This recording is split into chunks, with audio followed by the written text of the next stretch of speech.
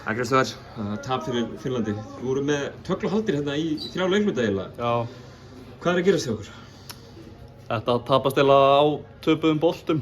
Við vorum yfir í fyrri hálfleik og já, vorum með þetta undir kontról. En síðan bara í 4. leikluta þá vorum við ekki yfir og byrjum að drífa okkur aðeins á mikið og þá kom að tapa boltar og missum þetta niður.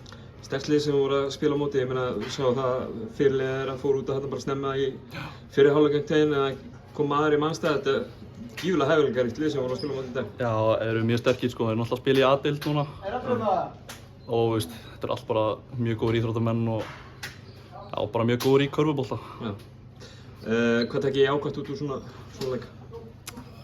Hvernig við byrjuðum, þetta var fyrsti leikurinn sem við byrjuðum vel. Að með alla aðra, þá komum við sloppið inn en núna byrjuðum við mjög sterkt og já. Það talaði á þessu móti sé liða svona að spila sig saman, slípa sig saman, svona, hvernig sem þú vilt segja. En það lítur nú samt að taka hans á sálega að tapa 4 leikjum. Já, þetta er mjög leiðilegt sko. Líka bara að sjá U20 vinna alla leikina og okkur langar að gera þetta en þetta náttúrulega ekki alveg hjá okkur. Síðasti leikurinn, Noregur, á morgun. Það lítur að vera bara lagt allt á að ná í tvöfaldan að þeim þar. Já, við verðum að vinna á morgun. Kæra þakki Kristoffer og gangi yfir. Takk fyrir þetta.